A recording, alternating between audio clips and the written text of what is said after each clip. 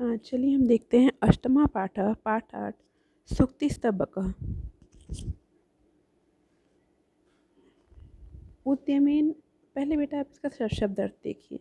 उद्यमेन माने होता है परिश्रम से, मनोरथ है मन की इच्छा से, सिंह माने शेर, मृगाह हिरण या पशु, दोनों अर्थ होता है। मृग का दो अर्थ, एक तो मृग माने हिरण हो गया और दूसरा पशु के अर्थ में भी मृग का प्रयोग होता है। दरिद्रता, दीनता या कृपणता।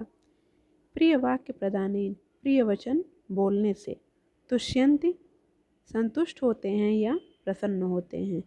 मानवाः माने होगा मनुष्य। तस्मात्, तस्मात् मतलब इसलिए। वक्तव्यम, बोलना चाहिए। वचने माने बोलने में। साधितः, साधितः का अर्थ होगा उपयोग किया। भवेत, भवेत माने होगा या होना चाहिए। फिर है सार्थका, सार्थका का अर्थ होता है अर्थपूर्ण या प्रयोजन से युक्त। काका माने कौवा, कृष्णा माने काला, पिकह कोयल, पिक काकयो कोयल और कौवे में। प्राप्ते, प्राप्ते माने होगा आने पर। गच्छन माने जाता हुआ।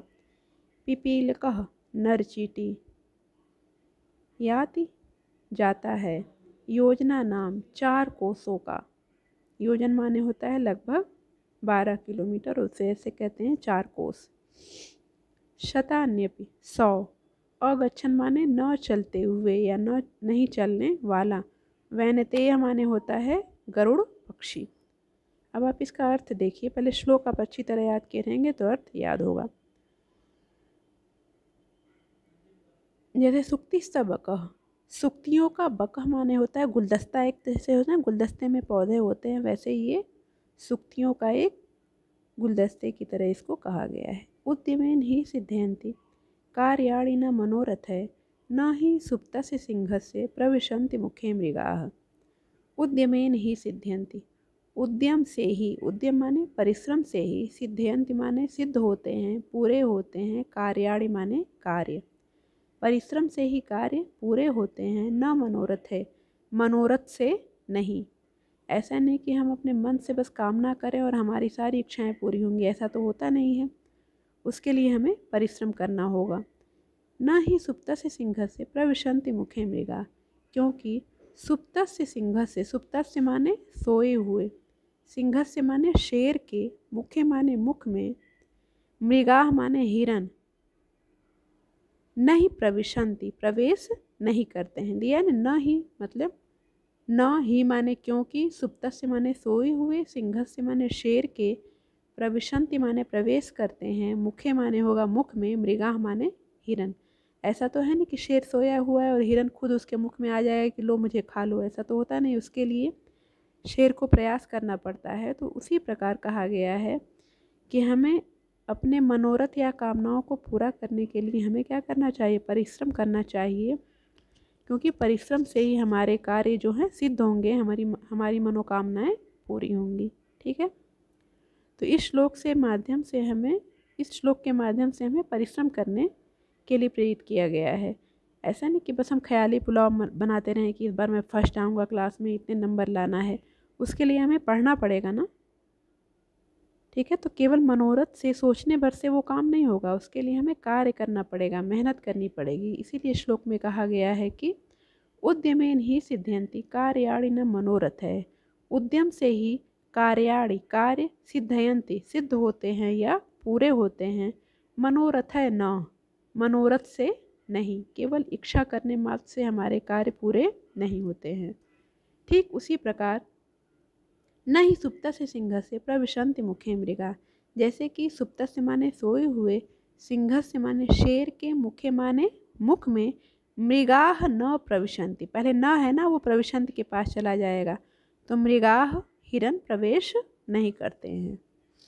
दूसरा अर्थ देखिए, पुस्तके पठितः पाठः जीवने नैव साधितः, किं भवेत् तेन पाठेन जीवने यो न सार्थकः।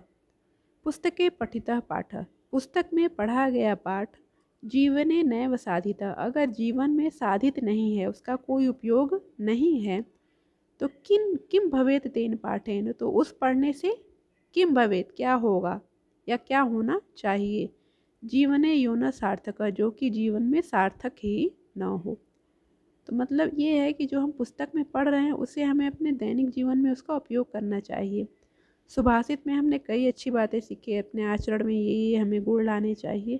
तो ऐसा नहीं कि हमने श्लोक पढ़ा, उसका अर्थ पढ़ा तो उससे कोई उसका मतलब नहीं है, हमें उससे अपने आचरण में लाना चाहिए। जैसे पहले श्लोक में हमने क्या पढ़ा कि हमें परिश्रम करना चाहिए, और दूसरे श्लोक में भी वही बताया गया है कि जो भी हम पढ़ें उसे हमें अपने आचरण में लाना चाहिए। फिर से एक बार अर्थ देखिए, पुस्तके पठिता पाठ, पुस्तक में पढ़ा गया पाठ जीवने नैव साधिता, यदि जीवन में उसका कोई उपयोग नहीं है तो किम भवेत् तेन पाठेन, तो उस पढ़ने से क्या होगा, जीवने यो न सार्थक, जो कि जीवन में सार्थक नहीं है। फिर तीसरा देखिए, प्रिय वाक्य प्रदानेन सर्वे तुष्यन्ते जन्तवः तस्मात् प्रियम ही वक्तव्यम, वचने का दरिद्रता। प्रिय वाक्य प्रदानेन माने बोलने से, सर्वे सभी, जंतवः माने मनुष्य, प्राणी अर्थ में है, सभी प्राणी क्या होते हैं, तुष्यन्ति माने संतुष्ट होते हैं। प्रिय वाक्य बोलने से सभी प्राणी या सभी लोग क्या होते हैं, प्रसन्न होते हैं, संतुष्ट होते हैं। तस्मात् प्रियम ही वक्तव्यम, तस्मात् इसलिए, प्रियम ही वक्तव्यम प्रिय बोलने में, वचने का दरिद्रता, वचने माने वाणी की, का दरिद्रता, दरिद्रता कैसी, वचन में कैसी दरिद्रता, दरिद्रता या कंजूसी। मतलब इस श्लोक में हमें ये बताया गया है कि हम अगर प्रिय वाणी बोलें तो इससे हमारे सभी सगे संबंधी या जो भी है मनुष्य वो प्रसन्न होते हैं।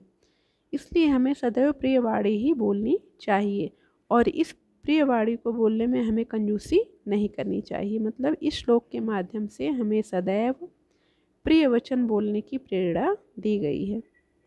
ठीक है, क्यों? क्योंकि प्रिय वाक्य प्रदानी, प्रिय वाक्य बोलने से सभी मनुष्य या सभी प्राणी संतुष्ट होते हैं या प्रसन्न होते हैं, इसलिए हमें प्रिय ही बोलना चाहिए, और उस प्रिय वचन को बोलने में हमें तनिक भी कंजूसी नहीं करनी चाहिए।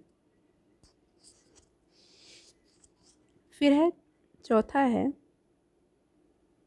चलिए इसको आगे देखिएगा, इतना आप पहले देखिए।